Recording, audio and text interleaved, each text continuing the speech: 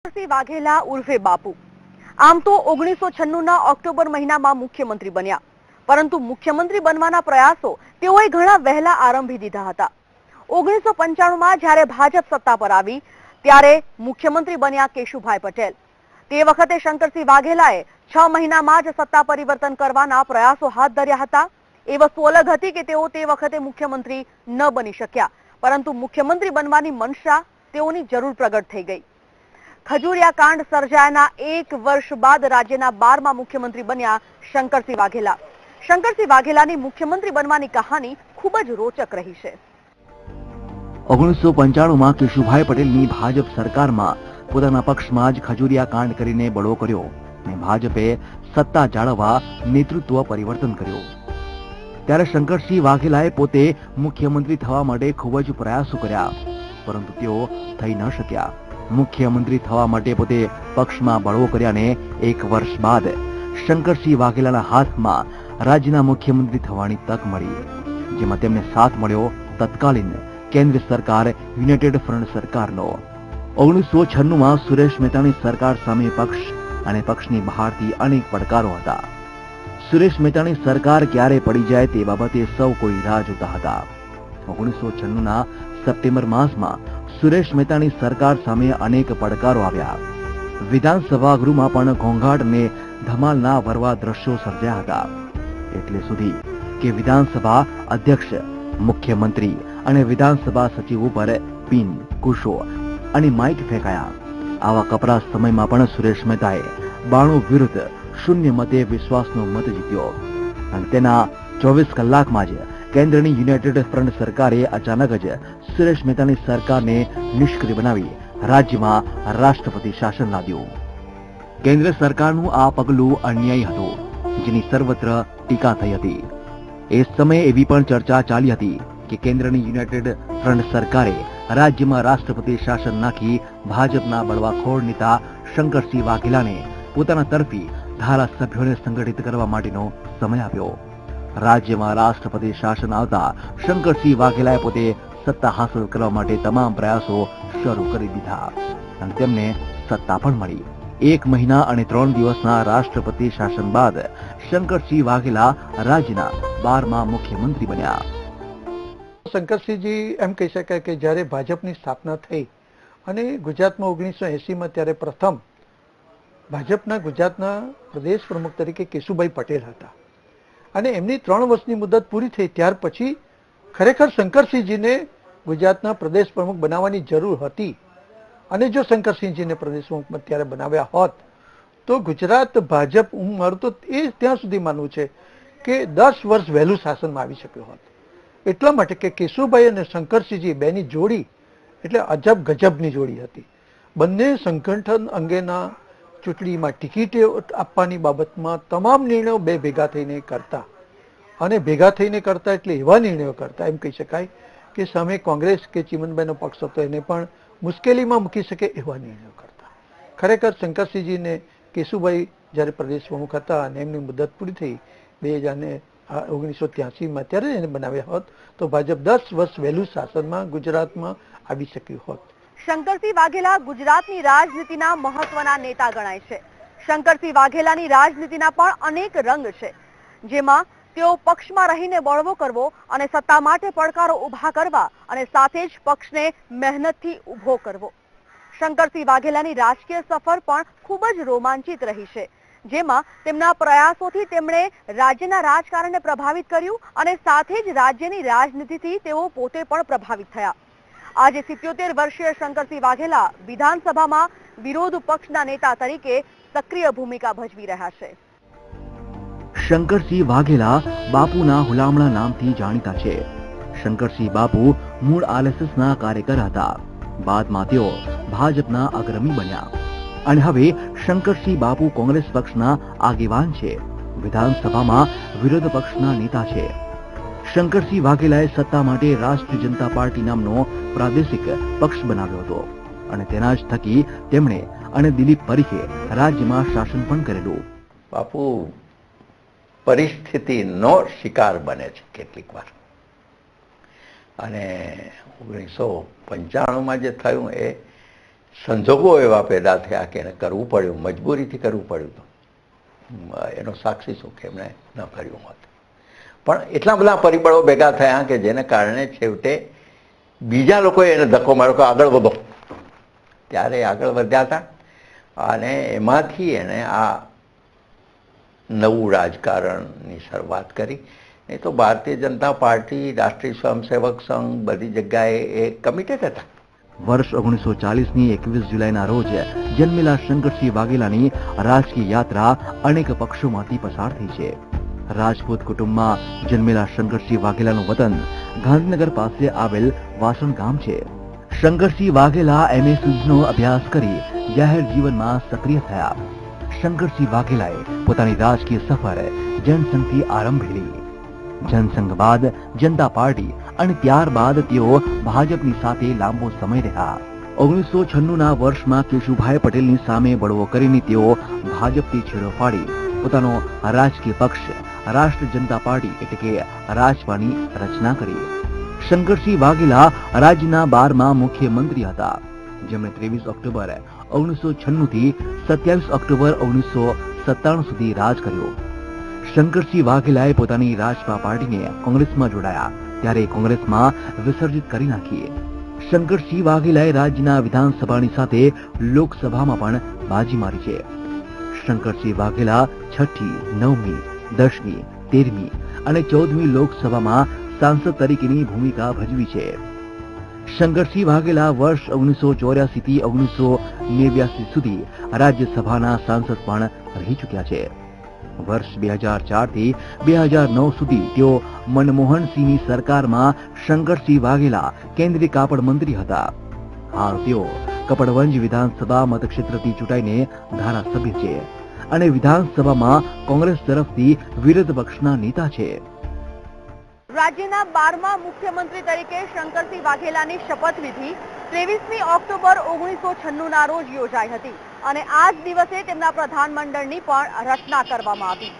શંકરસિંહ વાઘેલાના પ્રધાનમંડળમાં મોટાભાગના પ્રધાનો ખજૂરિયા કાંડમાં તેમના વફાદાર સાથીઓ હતા.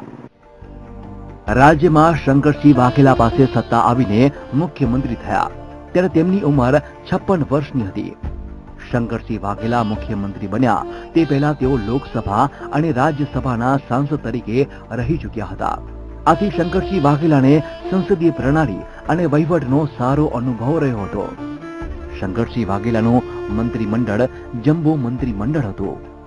કુલ 34 પ્રધાનો શંકરસિંહ વાઘેલાના મંત્રીમંડળમાં હતા, જેમાં કેબિનેટ મંત્રીઓ આ પ્રમાણેના હતા: શંકરસિંહ વાઘેલા મુખ્યમંત્રી, દિલીપ પરીખ ઉદ્યોગ, આત્મારામ પટેલ મહેસૂલ, બાબુભાઈ મેઘજી શાહ નાણાં, CK રાહુલજી માર્ગ અને મકાન, માનસી ચૌહાણ વાહન વ્યવહાર, ખુમાનસિંહ વાસિયા શહેરી વિકાસ, માધવભાઈ ઠાકોર પંચાયત, ઉમેશ રાજગુરુ બંદરો, વિઠ્ઠલ રાદડિયા સહકાર, અનિલ જોશિયારા આરોગ્ય, રણજીતસિંહ ઝાલા કૃષિ, ભગુભાઈ પટેલ પર્યાવરણ, વિરેન્દ્રસિંહ ઝાલા કાયદો અને ન્યાય, રાઘવજી પટેલ રમત ગમત, કાંતિલાલ સોલંકી સમાજ કલ્યાણ, જશાભાઈ બારડ અન્ય અને નાગરિક પુરવઠા. શંકરસિંહ વાઘેલાના મંત્રીમંડળમાં કુલ 34 મંત્રીઓ હતા, જે પૈકી કુલ 17 કેબિનેટ કક્ષાના, 10 રાજ્ય કક્ષાના મંત્રીઓ અને 7 નાયબ મંત્રીઓનો સમાવેશ થતો હતો. નવાઈની વાત તો એ છે કે શંકરસિંહ વાઘેલાના સમયે વિરોધ પક્ષ તરીકે ભાજપ હતો અને ભાજપે પોતાનો વિરોધ પક્ષનો નેતા પસંદ ન કરતા વિરોધ પક્ષના નેતાનું સ્થાન ખાલી હતું. અસ્મિતાના નારા સાથે સરકાર રચનાર શંકરસિંહ વાઘેલાએ પોતાના શાસનના 370 દિવસ નોંધપાત્ર કાર્યો કર્યા છે. જિલ્લા અને તાલુકાના વિભાજનની સાથે સાથે વહીવટમાં પણ સુધારણા આવે, જેના કારણે વહીવટી સુધારણા અને રહેમ રાહે નોકરી અપાવવા જેવા કાર્યો પણ વાઘેલા સરકારે કર્યા હતા, જેની સમાજમાં પણ નોંધ લેવાઈ હતી. લોક કાર્યોની બાબતમાં શંકરસિંહ વાઘેલા પોતે જ પોતાની સરકારને ટનાટન કહેતા હતા. શંકરસિંહ વાઘેલાએ પ્રજાકીય કાર્યમાં સ્ફૂર્તિ દાખવી હતી. મૂળે વહીવટી સુધારણા કરવાના હેતુથી શંકરસિંહ વાઘેલાએ અનેક પ્રજાકીય કાર્યો કર્યા હતા. શંકરસિંહ બાપુએ વહીવટી સુધારણા માટે નવા જિલ્લા અને તાલુકા રચ્યા હતા. ગુજરાતમાં કુલ 19 જિલ્લાઓ હતા, તેમાં 6 જિલ્લાઓ નવા રચીને રાજ્યમાં કુલ 25 જિલ્લાઓ થયા. આ જિલ્લા વિભાજન એ વિકેન્દ્રીકરણ, ડિસેન્ટ્રલાઇઝ ઇકોનોમી, ડિસેન્ટ્રલાઇઝ એડમિનિસ્ટ્રેશન પબ્લિકના ભલા માટે હોય છે, લોકોની અનુકૂળતા માટે, તમારી અનુકૂળતા માટે નહીં. એમાં જિલ્લા વિભાજન કરેલું, પાછળથી ડ્રામા કર્યો એવા નહીં. અને જિલ્લા સાથે તાલુકા બી અલગ કરેલા, એટલે 39 તાલુકા બનેલા. આ બધું વિકેન્દ્રીકરણ માટે હોય છે. જિલ્લા વિભાજન એવું, પછી પાણીના વોટર કનેક્શન ફ્રી ઓફ, સ્કૂલમાં ફ્રી ઓફ, બહેનોનું મહિલા આરક્ષણ 30% અને 33%, નોકરીઓ, લાઇટનો ભાવ ઓછો, 10ના બદલે 14-16 કલાક લાઇટ, ટ્રેક્ટરને જે પોલીસ પકડે પકડવાનું બંધ, નવી ભરતી બેકારોની, તલાટી બેન, તલાટી જ્યાં સરપંચ હોય ત્યાં, ટીડીઓ જ્યાં બેન, જ્યાં તાલુકા પંચાયતી પ્રમુખ મહિલા હોય ત્યાં, ગામડાનું કલ્ચર હોય, બેન મર્યાદાવાળા હોય ને એમાંથી આવા બધા દેશી અભિગમ અને પ્રજાને ખુશ રાખો લોકોને, અને એ રીતે બધો આખો વહીવટ 12 મહિનામાં. છેલ્લે મારી પાસે કામ જ નહોતું. શંકરસિંહ બાપુએ ખેત મજૂરીનો દર વધારાની સાથે ખેત મજૂરોને ઓળખ કાર્ડ પણ આપ્યા હતા. રાજ્યમાં પહેલીવાર ખેડૂતોને ખેડૂત પોથી શંકરસિંહ વાઘેલાની સરકારે આપી. વનવાસીઓને વન્ય જમીનનો અધિકાર આપ્યો હતો. આ સાથે શંકરસિંહ બાપુ સરકારે સરકારી સેવાઓમાં 33% મહિલા અનામતનો અમલ કર્યો હતો. શંકરસિંહ વાઘેલાના મહિલા તલાટીના નિર્ણયના કારણે તત્કાલીન 6000 પંચાયતમાં મહિલા તલાટી પસંદ કરવામાં આવ્યા હતા. બે ત્રણ પ્રકારના કામોમાં એ ઝડપી હતા. એક તો ત્વરિત નિર્ણય લેતા હતા. તેલની નીતિ, લેવીની નીતિ, બાકી શિક્ષણના એવા 4-5 મુદ્દાઓ ઉપર જ્યારે પણ પ્રશ્નો ઊભા થાય એને તરત નિર્ણય લીધા, ભાઈ કાલથી આ શરૂ કરી દેવું જોઈએ. બીજી વાત, એણે વહીવટી તંત્રને પોતાના અંકુશમાં પ્રેમપૂર્વક રાખ્યું. દરેક ઓફિસરો મોટા ભાગના એ શંકરસિંહનો બોલ એટલે ચીફ મિનિસ્ટરનો બોલ એમ માનીને ચાલતા હતા. બીજી વાત. ત્રીજી વાત, એમણે સામાન્ય કાર્યકર્તાને સાથે રાખ્યો. પાર્ટી બનાવી, સરકાર બની ત્યારે સામાન્યમાં સામાન્ય માણસને પણ કંઈક ને કંઈક એણે સંતોષ થાય એ રીતનું પદ આપ્યું, સમિતિમાં, સંગઠનમાં, બાકી બધી જગ્યાએ. અને સામાન્ય માણસની ભાષા બોલતા. નર્મદા અવતરણ માટે છેક નારાયણ સરોવરથી કેવડિયા સુધીની યાત્રા કરી હતી એમણે, મને ખ્યાલ છે. નવા જિલ્લા તાલુકાની રચના બાદ મહિલા અને ખેડૂતોના વિકાસને શંકરસિંહ વાઘેલાએ અગ્રિમતા આપી હતી. સાથે જ મંત્રીમંડળની બેઠકો માત્ર ગાંધીનગર ખાતે યોજવાને બદલે અન્ય જિલ્લાઓમાં યોજવાથી સ્થાનિક વિસ્તારોના પ્રશ્નોને સહેલાથી સમજાવાશે તેવા ખ્યાલથી મંત્રીમંડળની બેઠકો રાજકોટ, ભુજ, સુરત અને કેવડિયા કોલોની ખાતે આયોજિત કરવામાં આવી. નર્મદા યોજનાની વાત કરીએ તો શંકરસિંહ વાઘેલાએ રાજ્યમાં નર્મદા યોજનાની પ્રગતિ બાબતે કેન્દ્ર સરકારનું ધ્યાન દોરવા માટે નર્મદા રેલી પણ યોજી હતી. તો કે એને માહિતી માંગવાનો અધિકાર છે એના કામનો. આરટીઆઈ જે આવ્યું દિલ્હીમાં, આ માહિતી માંગવાનો અધિકાર ગુજરાતમાં શરૂ કર્યો આપણે. અધિકારીઓને ટાઈટ કર્યા કે આ પ્રમાણે કરો. એ કર્યા પછી દરેક માણસ આવે તો એને એનું કામ જ જાણવું છે. Right of information. કેબિનેટ પહેલી મળી 2004માં દિલ્હીમાં. I was one of them. મેં 2 મુદ્દા મેં કીધા કે ટ્રાન્સપરન્સી અને પારદર્શકતા હોવી જોઈએ નિર્ણયોમાં, અને રાઇટ ઓફ ઇન્ફોર્મેશન. મારું કામ કેટલે પહોંચ્યું, દિલ્હીમાં કોઈ આવે તો એને આ અધિકાર હોવો જોઈએ.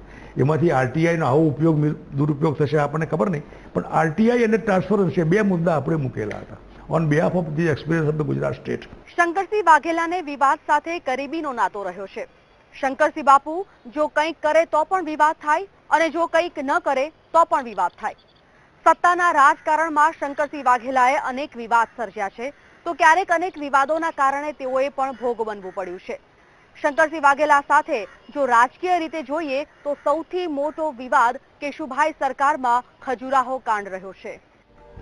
1965માં જ્યારે ભાજપની સરકાર રચાઈ ત્યારે કેશુભાઈ પટેલ મુખ્યમંત્રી બન્યા, અને તેના 6 મહિના બાદ શંકરસિંહ વાઘેલાએ કેશુભાઈ પટેલ સરકાર સામે પડકારો ઉભા કરવાનું શરૂ કર્યો. ગાદી ઉપર આવ્યાના 6 મહિનામાં જ ભાજપમાં ભાગલા પડ્યા અને શંકરસિંહ વાઘેલાની આગેવાનીમાં કેશુભાઈ સરકાર સામે બળવો થયો. પોતાને સમર્થન કરતા ધારાસભ્યોને શંકરસિંહ વાઘેલાએ પોતાના ગામ વાસણ ખાતે રાખ્યા ને અંતે તેમને મધ્યપ્રદેશના ખજુરાહો ખાતે વિમાન માર્ગે લઈ જવાયા. બીજી બાજુ શંકરસિંહ વાઘેલાનું સમર્થન કરતા ધારાસભ્યોએ કેશુભાઈના રાજીનામાની માંગણી કરી. રાજ્યપાલ સમક્ષ આવેદન પત્ર આપ્યું. દિલ્હીથી ભાજપના અગ્રણી અટલ બિહારી વાજપેયીને મધ્યસ્થી કરવા અમદાવાદ આવવું પડ્યું. છેવટે ભાજપે સત્તા ટકાવવા માટે નેતૃત્વ પરિવર્તન કરવું પડ્યું ને સત્તા મેળવ્યાના ફક્ત 7 મહિનામાં જ કેશુભાઈએ મુખ્યમંત્રીનું પદ ગુમાવવું પડ્યું. કેશુભાઈ સરકાર સામે શંકરસિંહ વાઘેલાએ કરેલો વિદ્રોહથી ભાજપમાં ભાગલા પડ્યા. આ ભાગલાના વિવાદ માટે જવાબદાર રહ્યા શંકરસિંહ વાઘેલા. એ વખતે પછી અમેરિકા જવાનો આવ્યો ત્યારે મેં કીધું કેશુભાઈ માફ કરજો, તમે અમેરિકા તો જાઓ છો પણ પાછા આવશો ત્યારે કદાચ તમે મુખ્યમંત્રી નહીં હો. આ કાવતરું ખાનગી નહોતું, મેં જાહેર કરેલું.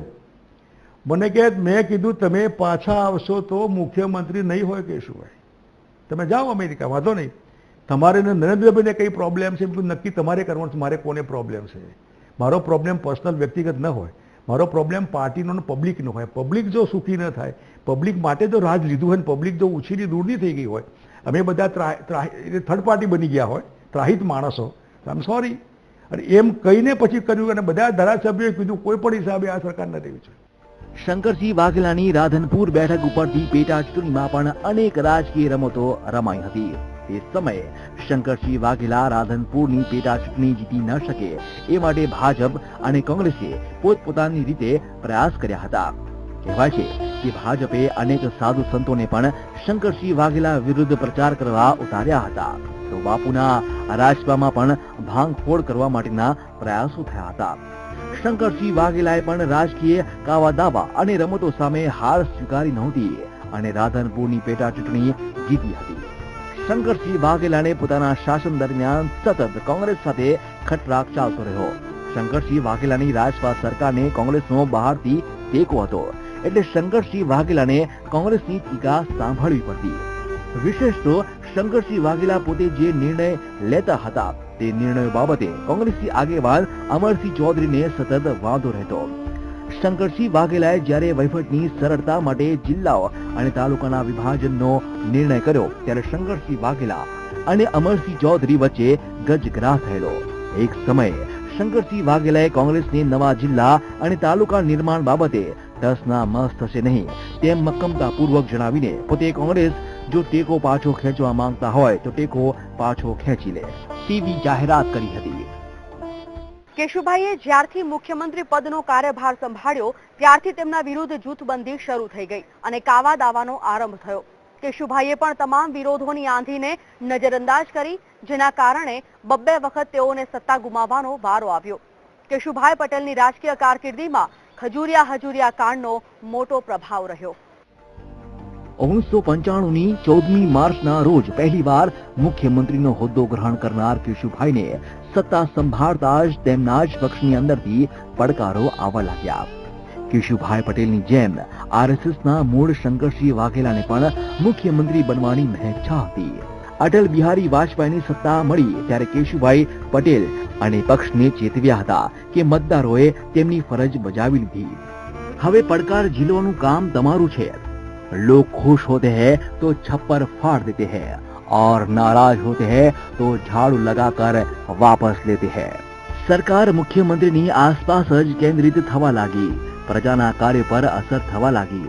ખુદ પક્ષના જ શંકરસિંહ વાઘેલાએ દિલ્હી મોડી મંડળને પત્ર લખીને જણાવ્યું હતું કે ગુજરાતમાં કોઈ કામ ઠીક થતું નથી. કેન્દ્રે ધ્યાન આપવું જોઈએ. આગામી લોકસભા ન લડવાનો મારો નિર્ણય છે. આ પત્ર કેશુભાઈ પટેલ સામે એલાર્મ હતો. ન તો કેશુભાઈ ન તો કેન્દ્રીય મોડી મંડળે શંકરસિંહ વાઘેલાના વધતા અસંતોષ તરફ ધ્યાન આપ્યું. ઉલટાનો પક્ષના અગ્રણી એલ.કે. અડવાણીને પક્ષનો અસંતોષ નજીવો અને ક્ષુલક લાગ્યો. 25 સપ્ટેમ્બર 1995ના રોજ દિલ્હીથી એલ.કે. શર્મા દૂત બનીને આવ્યા. શંકરસિંહ સાથે મુલાકાત કરી ને શંકરસિંહ વાઘેલાએ ગુજરાતમાં ભાજપ સરકાર માટે ગંભીર ખતરો છે તેમ જણાવ્યું. છતાં કઈ ન કર, ન તો ગાંધીનગરથી ન તો દિલ્હીથી કશું થયું. આ સમય કેશુભાઈની સરકારને પડકારી સત્તા પરિવર્તનની તક શંકરસિંહ વાઘેલા શોધતા હતા. ને ઓગસ્ટ 1995માં કેશુભાઈ વિદેશ પ્રવાસ ગયા અને તેમની ગેરહાજરીમાં પોતાનું શક્તિ પ્રદર્શન દ્વારા સત્તા પરિવર્તન માટે શંકરસિંહ વાઘેલાએ પક્ષમાં બળવો કર્યો, જે પછીથી ખજુરિયા કાંડથી જાણીતો બન્યો. વાઘેલા સરકારને કોંગ્રેસનો ટેકો હતો, પરંતુ કોંગ્રેસના સ્થાનિક અને કેન્દ્રીય નેતાગીરી સાથે તેઓનો સતત સંઘર્ષ થતો રહેતો. શંકરસિંહ વાઘેલા સરકાર જો કોઈ નિર્ણય લે તો કોંગ્રેસ તેઓનો હંમેશા વિરોધ કરતી હતી અને કોંગ્રેસ સાથે સતત આ જ અંટસના કારણે 21મી ઓક્ટોબર 1997ના રોજ શંકરસિંહ વાઘેલાએ પોતાના પદ પરથી રાજીનામું આપ્યું અને આ સાથે જ 370 દિવસનો તેઓનો શાસનકાળ પૂર્ણ થયો. આરંભથી જ શંકરસિંહ વાઘેલા અને કોંગ્રેસ વચ્ચે સત્તા કારણે સતત ગજગરા રહેતો. કોંગ્રેસ પણ સતત એ ધ્યાન રાખતી કે શંકરસિંહ લોકપ્રિય બની રહે. અંતે સતત વધતી જતી શંકરસિંહ વાઘેલાની લોકપ્રિયતાના કારણે કોંગ્રેસે સારી રીતે શાસન કરતી શંકરસિંહ વાઘેલા સરકારને રાજીનામું આપવા માટેનું વાતાવરણ સર્જ્યું અને શંકરસિંહ વાઘેલાએ પોતાના 370 દિવસના શાસનનો અંત રાજીનામું આપીને તારીખ 21 ઓક્ટોબર 1997ના રોજ આણ્યો. એવું કહેવાય છે કે તત્કાલીન કોંગ્રેસના રાષ્ટ્રીય પ્રમુખ સીતારામ કેસરીએ અમદાવાદ સ્થિત એક જાહેર રેલીમાં શંકરસિંહ વાઘેલા પ્રત્યે કટુ શબ્દો અને અપમાનજનક વિધાનો બોલ્યા હતા. આમ પણ સીતારામ કેસરીને શંકરસિંહ વાઘેલા પ્રત્યે પહેલેથી જ નારાજગી હતી, એટલે શંકરસિંહ વાઘેલાના રાજીનામા પાછળ સતત કોંગ્રેસની નારાજગી અને રાષ્ટ્રીય પ્રમુખ સીતારામ કેસરીએ બોલેલા કટુ વચનો જવાબદાર હતા. મારી સરકાર લાંબુ ચાલે તો આખા પબ્લિક આપણા મય બની જાય માટે આને હવે સપોર્ટ અનકન્ડિશનલી મને આપેલો. તમારી માહિતી માટે મેં કોઈ કોંગ્રેસના આગેવાનોનો આજે આભાર માનું છું. વગર માગે મને સપોર્ટ આપેલો. મારું કોઈ મનમાં નહોતું કે હું સરકાર બનાવીશ કે તમે મને સપોર્ટ આપજો, પણ રાજકીય રીતે એમને મને અનકન્ડિશનલી સપોર્ટ આપ્યો, સત્તામાં ભાગીદારી વગર સપોર્ટ આપ્યો. એમનો આભાર 12 મહિના સુધી. પણ એવું લાગ્યું કે હવે આ સપોર્ટ ભારે પડશે, કોંગ્રેસને નુકસાન થશે એવું માનીને સપોર્ટ વિડ્રો કર્યો. સપોર્ટ વિડ્રો કરવા માટે પછી એમને સીતારામ કેસરી વગેરેને લાવીને ભાષણો કરી નામ પછી કોંગ્રેસના આગેવાનોએ એલિગેશન કરતું મેમોરેન્ડમ જેના મારે જવાબ આપવા પડે વગેરે આ બધું એ કર્યું. એ કરવાની જરૂર નહોતી. સાથે બેસીને કીધું હોત કે ચાલો આપણે આ કરવું છે તે ચાલો મર્જ થાવ કોંગ્રેસમાં તો એ થાત, જે આજે થયું એ વખત થાત. પણ બે બી પોલિટિકલ ઇમેચ્યોરિટી જ્યાં કે જે હોય, પણ એનો ભોગ જનતા બની, કોંગ્રેસ પહેલા બની અને બીજેપી મજબૂત બની. એ ન હોત તો બીજેપીની સરકાર ન બનત. આરજેપી કોંગ્રેસ લડી હોત 99માં તો 100 સીટો હતી અમારી. આ સર્વે હતો અમારા દિલીપ પરીખનો. એક તરફ કોંગ્રેસ સાથે સતત સંઘર્ષમય સંબંધ અને રાષ્ટ્રીય પ્રમુખ સીતારામ કેસરીની સતત અવગણનાના કારણે શંકરસિંહ વાઘેલાએ રાજપાને આપેલા ટેકાથી કોંગ્રેસને મુક્ત કરવા માટે સ્વૈચ્છિક રીતે રાજીનામું આપ્યું. શંકરસિંહ વાઘેલાને ત્યારે લાગ્યું કે પોતે મુખ્યમંત્રી તરીકે હટી જશે તો કોંગ્રેસ રાજપાને ટેકો યથાવત રાખશે અને કોંગ્રેસે પણ એવું જ કર્યું. શંકરસિંહ વાઘેલા સત્તા ઉપરથી ઉતર્યા છતાંય કોંગ્રેસે શંકરસિંહ વાઘેલાના રાજપાને ટેકો આપવાનું યથાવત રાખ્યો. હવે યશનો પ્રશ્ન એ થયો કે રાજપામાં શંકરસિંહના ઉત્તરાધિકારી કોણ બને. શંકરસિંહના રાજીનામા બાદ મુખ્યમંત્રી બનવા માટે હોડ શરૂ થઈ. શંકરસિંહ વાઘેલાના માનતા દિલીપ પરીખ એક તરફ હતા અને બીજી તરફ આત્મારામ પટેલ હતા. આ બે નામો કોંગ્રેસ સમક્ષ રજૂ કરવામાં આવ્યા. કોંગ્રેસ લાંબો વિચાર કરી દિલીપ પરીખને મુખ્યમંત્રી તરીકે સ્વીકારવા માટે રાજી થઈ. રાજપામાંથી શંકરસિંહ વાઘેલા બાદ દિલીપ પરીખ રાજ્યના નવા મુખ્યમંત્રી બન્યા, પરંતુ દિલીપ પરીખની સરકારમાં શંકરસિંહ વાઘેલા જોડાયા નહીં. શંકરસિંહ વાઘેલા બહુ આયામી રાજકારણી છે. પક્ષને ઉભો કરવાથી માંડીને સત્તા સુધી પહોંચાડવામાં તેઓની અગ્રણી ભૂમિકા રહી છે, ભલે પછી તે ભાજપ હોય, રાજપા હોય કે કોંગ્રેસ હોય. શંકરસિંહ બાપુ હાલ વિધાનસભામાં વિરોધ પક્ષના નેતા તરીકે એક સક્રિય ભૂમિકા ભજવી રહ્યા છે. તેઓની રાજકીય સફર ખૂબ જ રોચક અને ઘટનાસભર રહી. રાજ્યના રાજકારણમાં પોતાના ક્ષમતાના કારણે શંકરસિંહ વાઘેલાએ નોખો ચીલો ચાતર્યો છે. એવું કહેવાય છે કે નસીબ પણ ક્ષમતાવાળા વ્યક્તિને સહાય કરે છે. શંકરસિંહ વાઘેલાના કિસ્સામાં તે સચોટ સાબિત થાય છે. આરંભમાં એનસીસી સાથે જોડાયેલા શંકરસિંહ આરએસએસ, જનસંઘ, ભાજપા અને કોંગ્રેસના અદના નેતા પોતાની ક્ષમતા અને રાજકીય સૂઝબૂઝને લઈને બન્યા છે. ભાજપની પ્રગાઢ પ્રભાવવાળા સમય પણ રાજ્યમાં રાજપાની સરકાર લાવ્યા અને ચલાવી. તે જ શંકરસિંહ વાઘેલાની ક્ષમતાને દર્શાવે છે. મૂળ ક્ષત્રિય પણ સ્વભાવે મૃદુ, જે નક્કી કરે તે કોઈ પણ સંજોગોમાં કરીને જ રહે તેવા શંકરસિંહ વાઘેલાએ ગુજરાતના રાજકારણમાં ટનાટન શબ્દને પ્રચલિત કર્યો છે. રાજકીય સફરની સાથે સાથે શંકરસિંહ વાઘેલાએ સામાજિક પ્રશ્નોના નિરાકરણમાં પણ મહત્વની ભૂમિકા ભજવી. 76 વર્ષીય શંકરસિંહ વાઘેલા રાજકીય રીતે કોંગ્રેસની સાથે સંકળાયેલા છે, પરંતુ હાલ તેઓ શંકરસિંહ વાઘેલા બાપુ ઇન્સ્ટિટ્યૂટ ઓફ ટેકનોલોજીની સાથે પણ પ્રવૃત્ત છે. રાજ્યમાં ગુણવત્તાસભર શિક્ષણનો વ્યાપ વધે તે માટે શંકરસિંહ બાપુ પોતાની સંસ્થા દ્વારા સતત પ્રવૃત્ત છે. શંકરસિંહ વાઘેલાના પરિવારમાંથી તેમના દીકરા મહેન્દ્રસિંહ વાઘેલા જ રાજકારણમાં આવ્યા છે અને હાલ તેઓ બાયડ વિધાનસભા બેઠકના ધારાસભ્ય છે. શંકરસિંહ વાઘેલાને નજીકથી જાણતા સૌ કોઈ સ્વીકારે છે કે શંકરસિંહ વાઘેલા માટે રાજકારણમાં કંઈ પણ અશક્ય નથી. ગુજરાતના રાજકીય ઇતિહાસને અનેક વળાંક આપનાર શંકરસિંહ વાઘેલા રાજ્યના રાજકારણમાં હંમેશા એક સક્ષમ રાજકીય આગેવાન તરીકે સ્વીકારાયા છે.